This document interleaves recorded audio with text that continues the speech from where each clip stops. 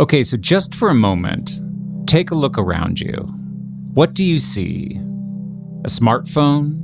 A groomed lawn? A painted house? A car? A wheel? Stereo headphones? Pens? Lights? Spoons? Besides what you can see, what else? Climate-controlled air? Do you hear recorded music? Smell a familiar fragrance? Maybe you taste partially hydrogenated vegetable oil. Or what about the things you can't even sense, like the internet, radio signals, or the things within yourself and other human beings, the medicines that are regulating our blood pressure, serotonin, and cholesterol? This podcast deals a lot with topics of the modern world, but perhaps the most obvious notion is that the human experience in the modern world is defined by all these things swirling around us, things of our own creation, our own inventions. While we've learned in past episodes that other animals make and use tools, we human beings are obsessed with creating new technologies, innovations, and advancements. We live in a world of invention. So what is it about human beings in particular that drives our need to invent?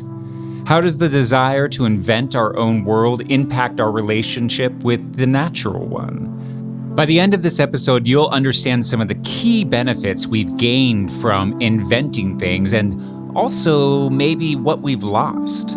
And finally, how it is not the inventions themselves, but our relationship to them and how we choose to use them that can remove us, or, in a more optimistic world, connect us more deeply with the natural world. My name is Christopher Grant Ward, and this is Rebel Nature. I'm an award-winning artist and naturalist obsessed with the ways nature can rewire our brains and change our perception of everyday things. I'm so happy you're listening. If you've been listening to Rebel Nature for a while, it's fair to say the problems we face in modern life are usually the thing I focus on. But that's not totally fair.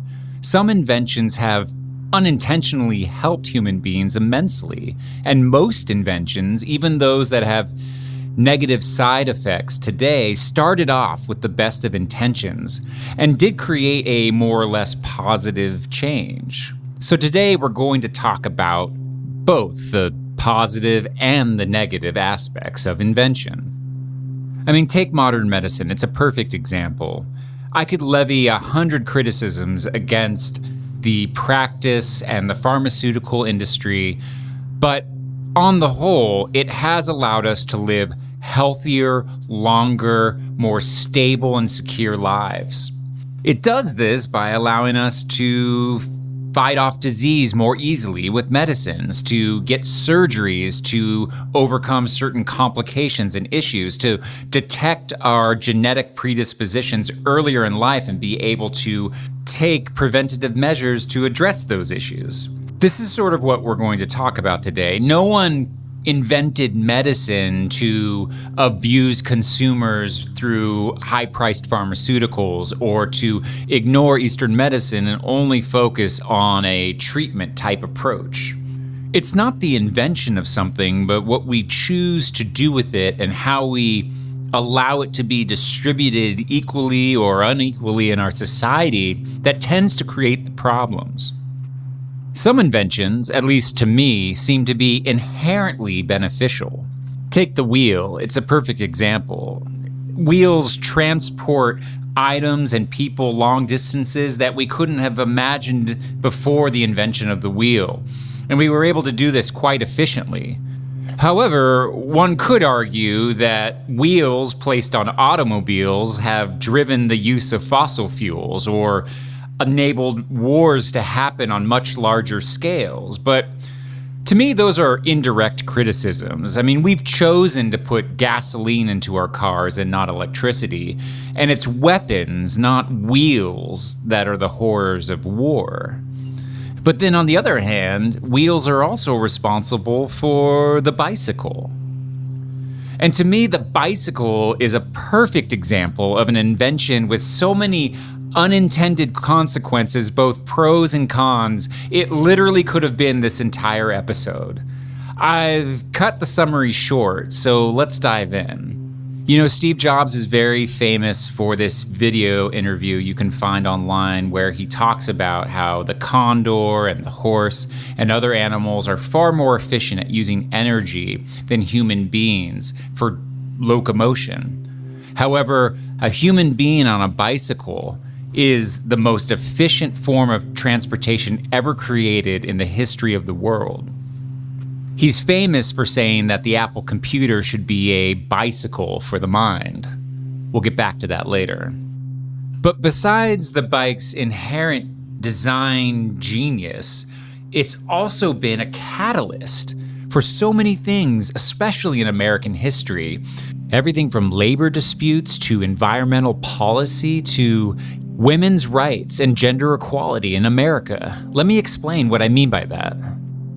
You see, the bicycle design that you and I love today, that started coming around the 1890s. And that was perfect timing. It was about the exact same time that women started calling for more independence in America. And the bicycle gave them a way to travel wherever they wished.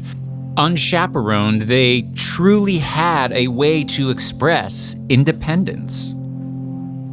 Bicycles created an equality that emboldened women to pursue more social and civil rights. It was also a way that women could demonstrate athleticism at a time when they were barred from most sports competition. And it also ushered in the requirement for more practical, functional clothing. Women started leaving their hoop skirts and frilly dresses behind in exchange for more practical clothing that could be worn riding their bikes.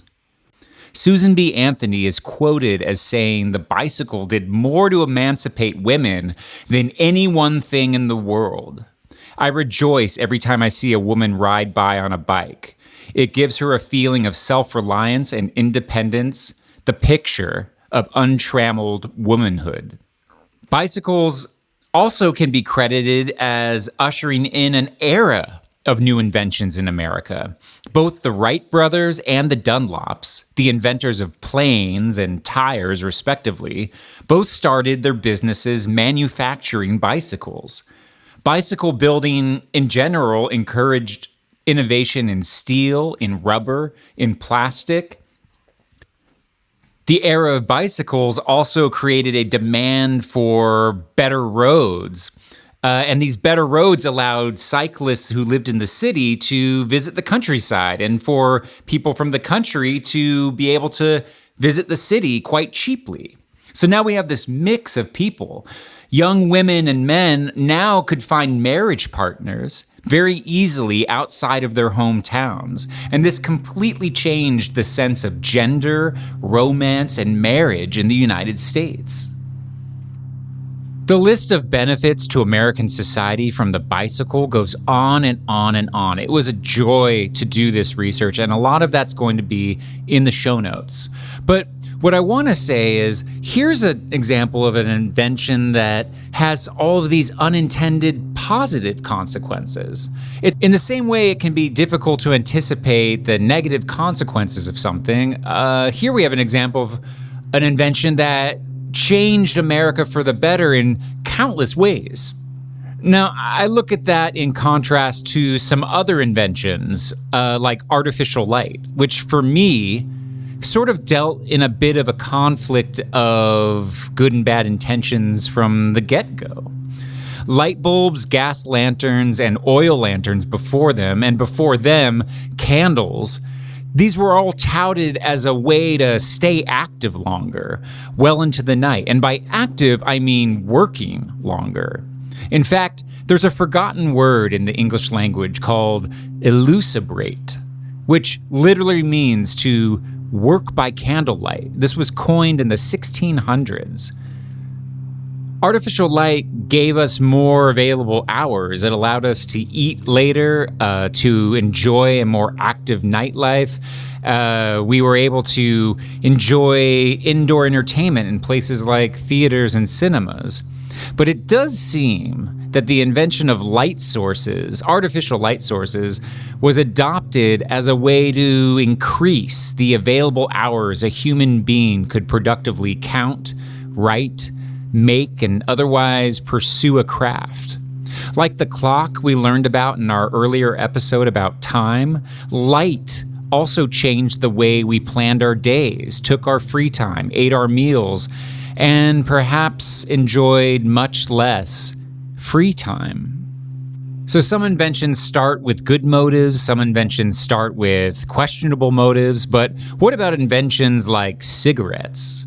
I mean, there seems to be no obvious benefit at any point in its invention. This is an invention that we could argue should never have been, right?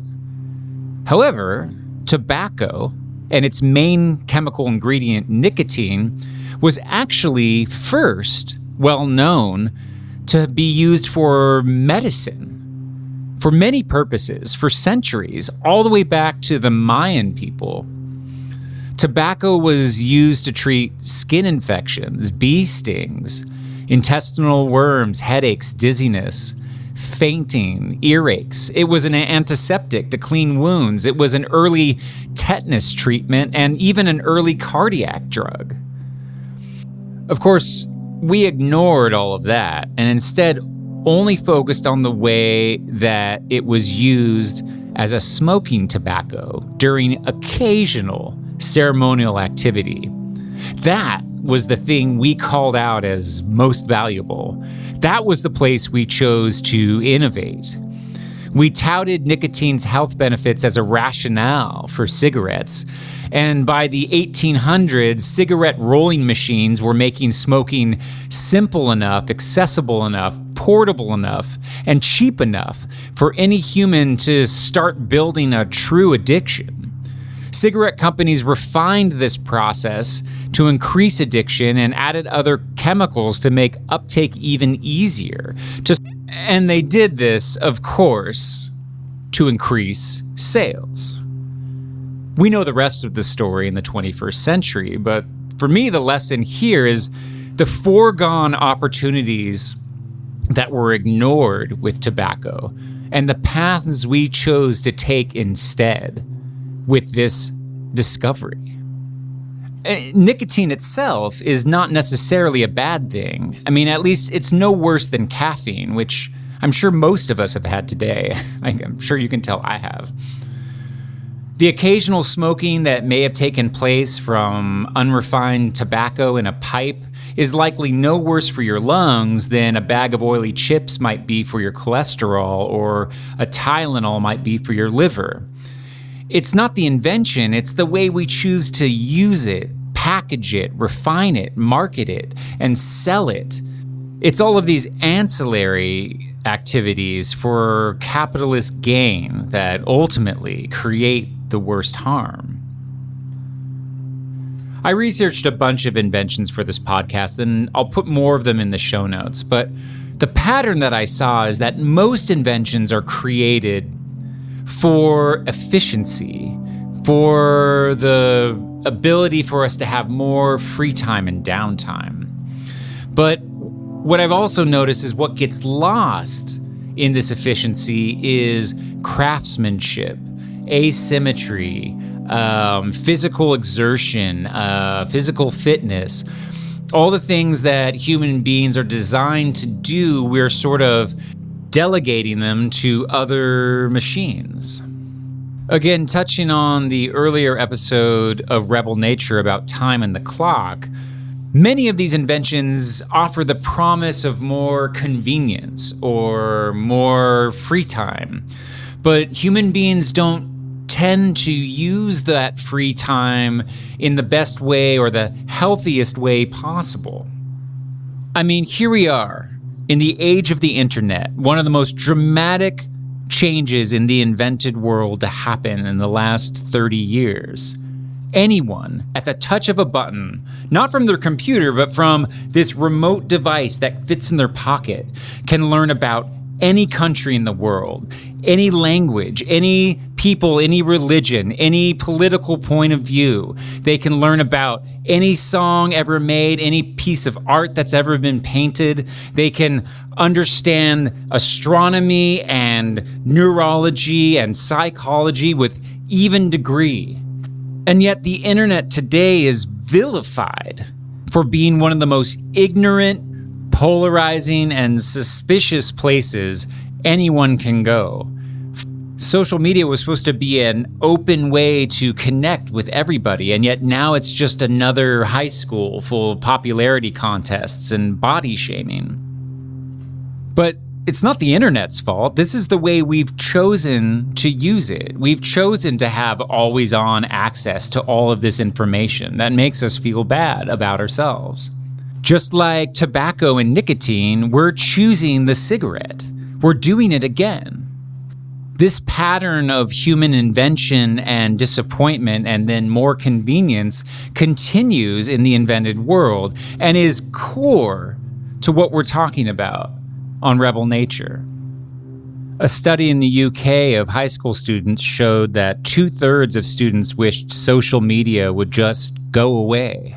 Cell phone bans at schools and apps that block you from your own social media are quite popular these days. And again, I know it goes without saying, but one of the few places you can go to avoid this cycle, this pattern of invention and disappointment, is the outside world. In fact, I just got back from a 70-mile backpacking trip that's going to become part of a future episode. But I'm thinking now, one of the ways to describe a national park is a place free from inventions. The refreshing lack of any constructed world at all. So as we get near the end of the episode, I want to talk a little bit about the next new invention, AI, and some of the various paths we already seem to be heading down, some familiar, some not. For example, AI is a fantastic tool for helping students with dyslexia, which is about 20% of Americans.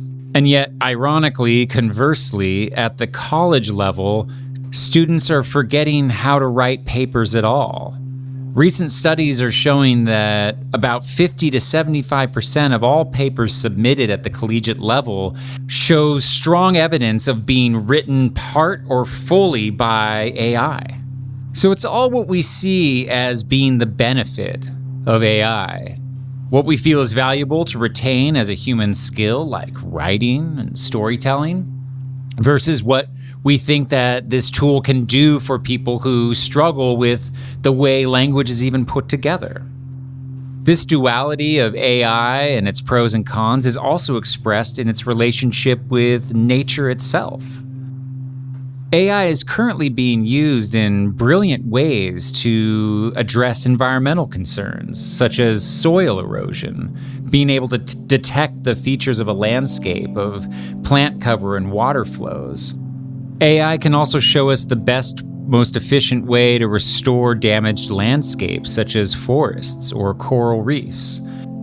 And of particular importance to biodiversity, AI tools are being used to help protect endangered species and monitor the health of critical ecosystems.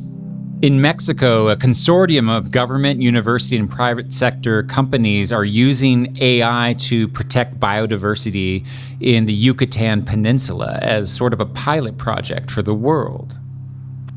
So this is beautiful news, but at the same time, earlier this week, Google just revealed that its emissions have increased 48% in the last 5 years, despite its promises to hit net zero emissions by 2030. And much of that increase is driven by the push to accelerate AI deployment. I think it's up to everybody to decide how they want inventions to exist in their world and to set boundaries with those inventions. A great example of this is my neighbor who still has a push mower. Yeah, he could buy a gas mower, but he likes the physical exertion. He likes the time it takes to mow his lawn. It's something he values and he doesn't want to give up for more convenience. I mean, there's choices like this that we can make every day.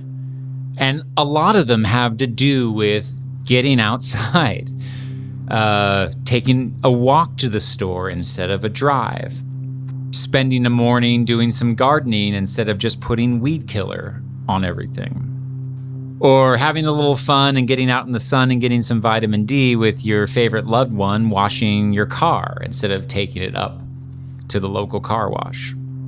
Inventions allow us more time and more convenience to enjoy life to the fullest.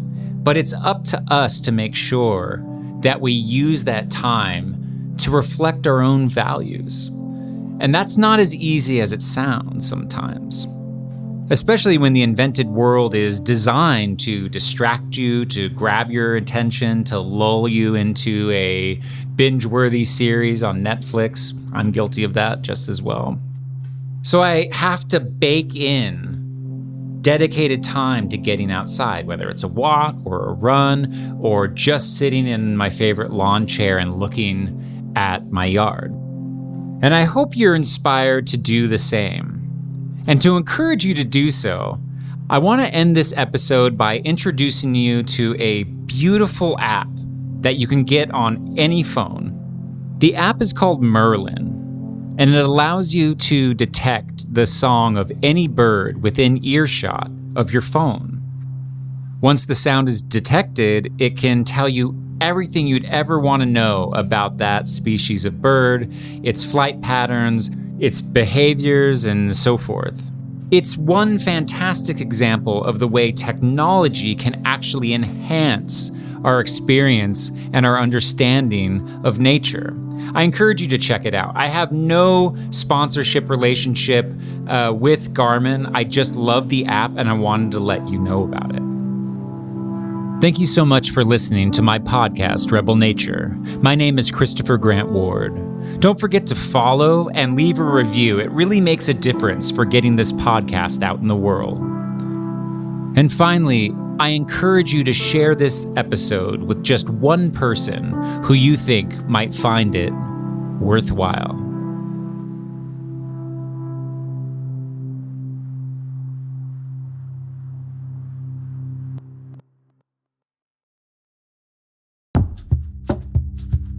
Support for Rebel Nature comes from an affiliate partnership with Blick Art Supplies.